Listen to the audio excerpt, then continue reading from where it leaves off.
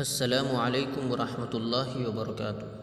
محترم سامعین، استقبال ہے آپ کا ہماری یوٹیوب چینل میں۔ سامعین، جیسا کہ آپ کو معلوم ہے کہ آج رمضان المبارک کا 18واں روزہ ہے اور ہم اس سے پہلے مسلسل روزوں کے احکام، روزوں کے مسائل وغیرہ کے بارے میں بات کرتے چلے آ رہے ہیں، تو آج بھی ہم روزے کے متفرق مسائل کے بارے میں گفتگو فرمائیں گے۔ بسم اللہ الرحمن الرحیم۔ اگر کوئی شخص جس میں روزہ رکھنے کی تمام شرطیں پائی جاتی ہوں اور کسی وجہ سے اس کا روزہ فاسد ہو گیا، تو اس پر واجب ہے کہ جس قدر دن باقی ہو ابھی اس میں کھانا پینا ترک کر دے اور اسی طرح جماع کو بھی ترک کر دے اور ان تمام چیزوں سے بچتے رہے اور روزے دار کی طرح اپنا پورا دن گزارے کہ روزے دار کے مشابہ بنائے اپنے آپ کو۔ مثلاً کہ کسی نے جان بوجھ کر کے روزہ اپنا فاسد کر دیا، یا رات یہ سمجھ رہا تھا کہ سحری کا وقت ابھی باقی ہے، لیکن بعد میں معلوم ہوا کہ سحری کا وقت تو ختم ہو گیا تھا، اور جب اس نے سحری کی تھی وہ وقت تو روزہ شروع ہو گیا تھا اور اس نے اس میں کھا لیا، تو اس کو اس دن کی قضا تو ضروری ہوگی، لیکن پورا دن روزے داروں کے مشابہ گزارنا پڑے گا۔ اسی طرح دوسرا کہ جس شخص میں دن کے اول وقت میں رمضان کے روزے کے شرائط یا روزے کے صحیح ہونے کی شرائط نہ پائے جاتے ہو اور اس وجہ سے اس نے روزہ نہ رکھا ہو، مگر نصف النہار کے بعد یعنی آدھا دن گزرنے کے بعد اس پر وہ شرائط جس سے روزہ مانے ہو، جس روزہ نہ رکھ رہا تھا وہ ختم ہو گئے، تو مستحب اس کو ہے کہ جس قدر اب دن باقی رہ گیا ہے اس میں کھانے پینے وغیرہ سے اجتناب کرے۔ مثلاً کہ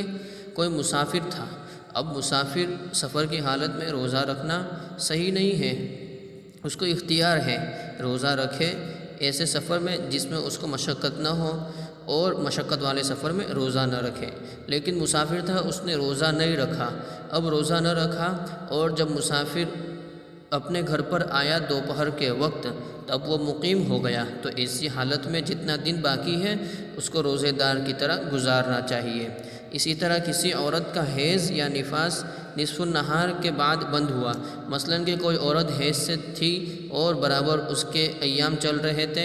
اور 10 بجے یا پھر 11 بجے اس کا حیض بند ہو گیا، یا نفاس والی عورت تھی بند ہو گیا، تو اب پورا دن جتنا باقی ہے وہ روزے داروں کی طرح اپنے آپ کو روزے داروں کی طرح بنائے رکھے اور پورا دن نہ کھائے گی۔ اسی طرح کسی کو غشی طاری ہو گئی تھی یا پھر کوئی پاگل تھا، لیکن بعد نصف النہار کے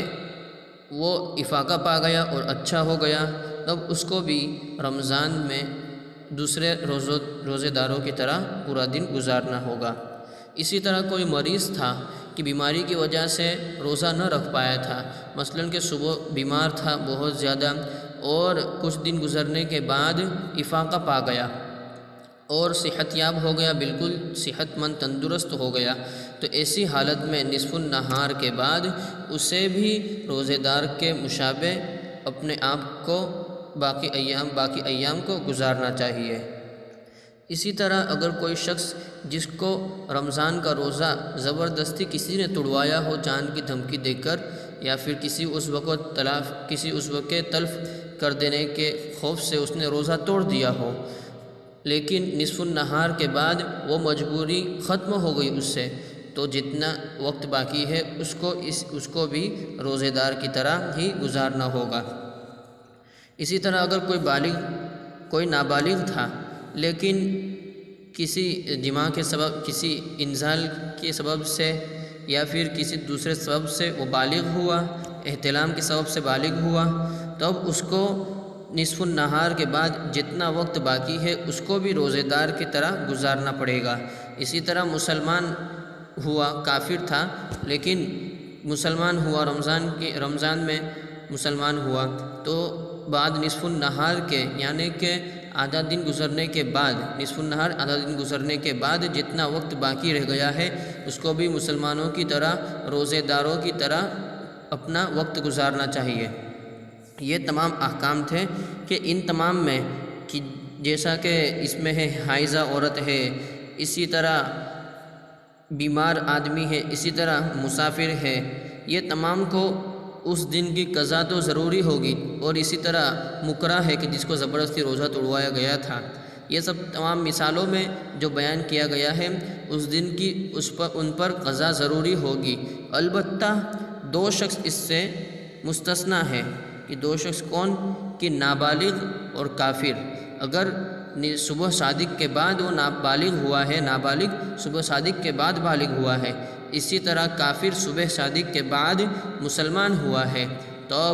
اب ان کو جتنا ایام باقی ہے مستحب ہے کہ ان کو ایسے ہی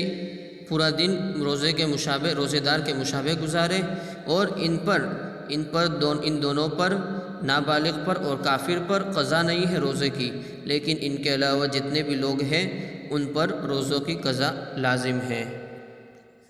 اسی طرح نمبر 3 پر جو شخص نفل روزہ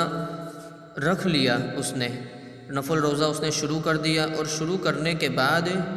اس کا پورا کرنا تو ضروری ہے۔ نفل روزہ جس طرح کی نفل نماز شروع کر دیتے ہیں تو اس کا پورا کرنا ضروری ہے، لیکن نفل روزہ اس نے شروع کرنے کے بعد روزہ فاسد کر دیا، چاہے قصداً فاسد کیا ہو یا پھر کسی وجہ سے روزہ فاسد ہوا ہو،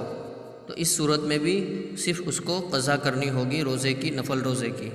اسی طرح اگر عورت کو حیض آ گیا تو یہ تو باہر بات ہے کہ اس سے روزہ فاسد ہو جائے گا، چاہے غروب آفتاب میں چند وقت ہی، 1 منٹ ہی باقی ہو، اس کو حیض آ گیا تو روزہ فاسد ہو جائے گا، اس دن کی قضا اس پر ضروری ہوگی۔ اسی طرح اگر ایام تشریق ہے، ایام تشریق میں روزہ رکھنا تو مکروہ تحریمی ہے، حرام کے مثل ہے، لیکن اگر کوئی شخص نیت کرے کہ میں ایام تشریق میں روزہ رکھوں گا، ذی الحجہ کی 11، 12، 13 تاریخ ایام تشریق کہلاتی ہے کہ ایام تشریق میں روزہ رکھوں گا، تو یہ اس کو نیت کر لینے کے باوجود بھی روزہ لازم نہیں ہوگا، اور اس نیت کا ترک کر دینا واجب ہوگا اس پر، کیونکہ اس میں روزہ رکھنا خود گناہ ہے، اس وجہ سے اس پر نہ روزے کی قضا لازم ہوگی، نہ اس دن میں روزہ رکھنا لازم ہوگا۔ سامعین، یہ تھے کچھ روزے کے متفرق مسائل، آگے انشاءاللہ جتنے باقی ہے اس کو کل آئندہ بیان کیے جائیں گے۔